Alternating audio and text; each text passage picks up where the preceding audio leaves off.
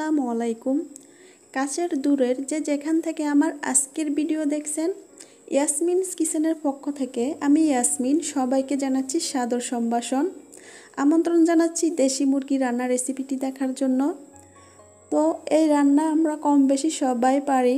রান্না করা একটা আর্ট। আমাদের এক একজনের রান্নার পদ্ধতি এক এক রকম, তবে আমি খুব সহজভাবে দেখানোর চেষ্টা করছি।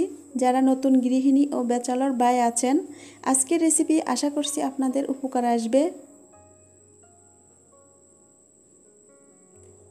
তাহলে চলুন কথা না বাড়িয়ে চলে যাচ্ছি মূল রেসিপিতে। আপনারা যারা আমার ভিডিওর এ পর্যন্ত এসেছেন এখনও লাইক দেননি, একটি লাইক দিয়ে দিবেন। তো এখানে আমি একটি দেশি মুরগি নিয়েছি আর মুরগিটাকে ভালো করে ধুয়ে পরিষ্কার করে নিয়েছি। এখানে মুরগির মাংস নিয়েছি 1 কেজির থেকে কিছুটা কম।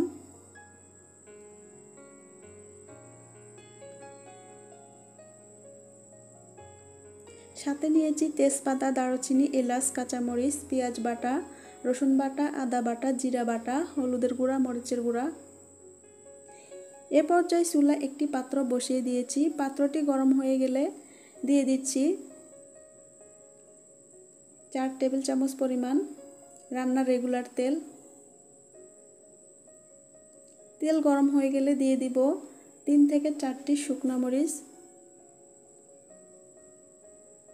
সাথে দিয়ে দিচ্ছি 2টি পেঁয়াজ কুচি।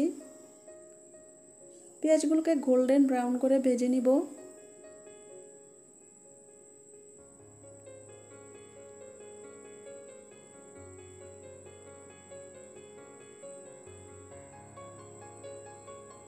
এরপর দিয়ে দিব 2 টেবিল চামচ পরিমাণ রসুন বাটা,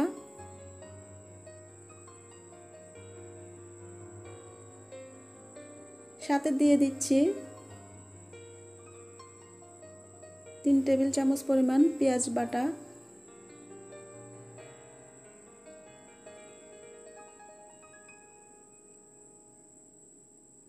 এখানে আমি পেঁয়াজ বাটাটা একটু বেশি দিয়েছি, কারণ পেঁয়াজ বাটা দিলে ঝোলটা অনেক গাঢ় হয়। এখন দিয়ে দিচ্ছি 1.5 টেবিল চামচ পরিমাণ জিরা বাটা,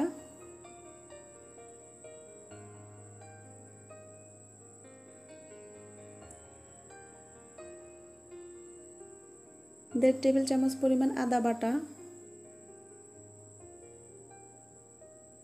মশলাগুলো দিয়ে এখন আমি কিছুক্ষণ নেড়ে ছেড়ে নিব কাঁচা স্মেলটা যাওয়া পর্যন্ত।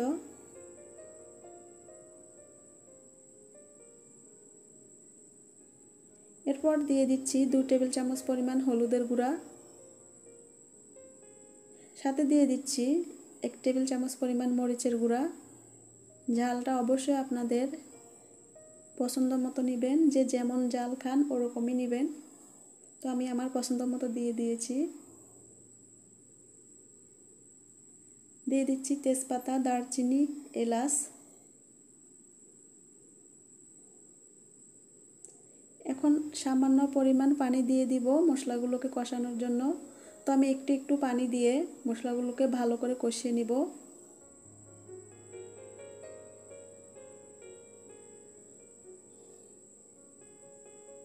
স্বাদ মতো লবণ দিয়ে দিব।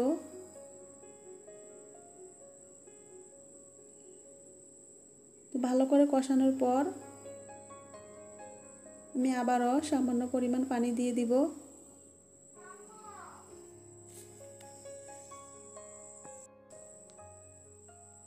আমি আবারও পানি দিয়ে দিয়েছি। এখন আবারও পানিগুলো কষিয়ে নিব।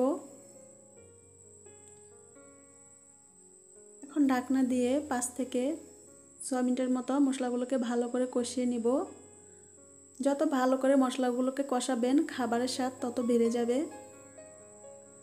তো তেলগুলো বেশি এসেছে, খুব সুন্দর করে কষানো হয়ে গেছে। এখন আমি এখানে মাংসগুলো দিয়ে দিব। আর এখানে আমি যে মুরগির চামড়াটা থাকে ওটাও নিয়েছি, কারণ দেশি মুরগির চামড়া আমার কাছে ভীষণ ভালো লাগে। আপনারা চাইলে স্কিপ করতে পারেন চামড়াটা।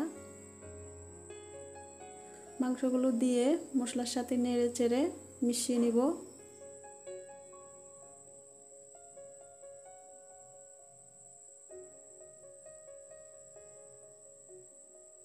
এরপর ঢাকনা দিয়ে 5 মিনিটের মতো কষিয়ে নিব। 5 মিনিট পর ঢাকনা উঠিয়ে নেড়ে চেড়ে নিব।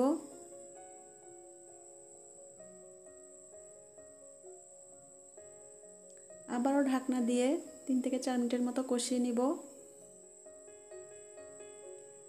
এরপর ঢাকনা উঠিয়ে দিয়ে দিচ্ছি পরিমাণ মতো পানি। যেহেতু এটা দেশি মুরগি তাই পানিটা একটু বেশিই দিতে হবে।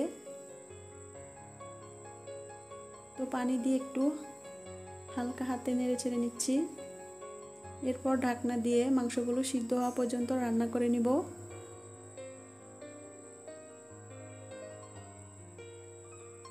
তো ফিরে আসলাম আবারও। ঢাকনা উঠিয়ে দিয়ে দিচ্ছি। 4টি কাঁচামরিচ উপর থেকে ছড়িয়ে দিয়েছি। হালকা হাতে নেড়ে চেড়ে নিচ্ছি। দিয়ে দিব 1 টেবিল চামচ পরিমাণ জিরা গুঁড়া।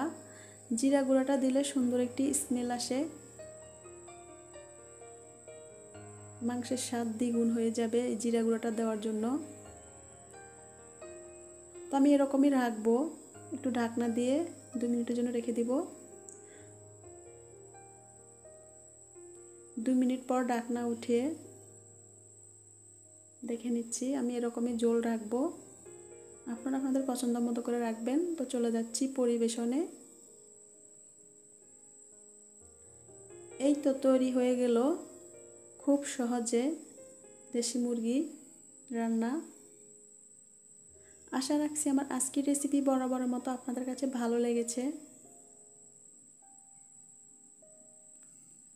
ভালো লাগলে অবশ্যই লাইক দিবেন, কমেন্ট করবেন, আপনাদের ফ্রেন্ডস অ্যান্ড ফ্যামিলির সাথে ভিডিওটি শেয়ার করে দিবেন।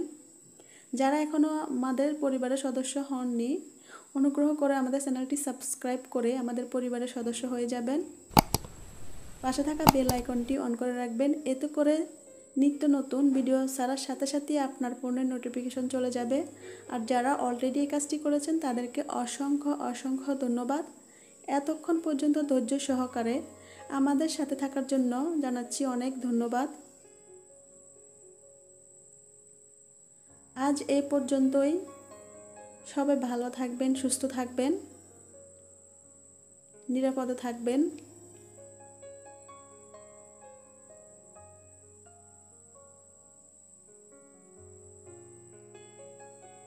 আজকের মতো এখানে বিদায় নিলাম।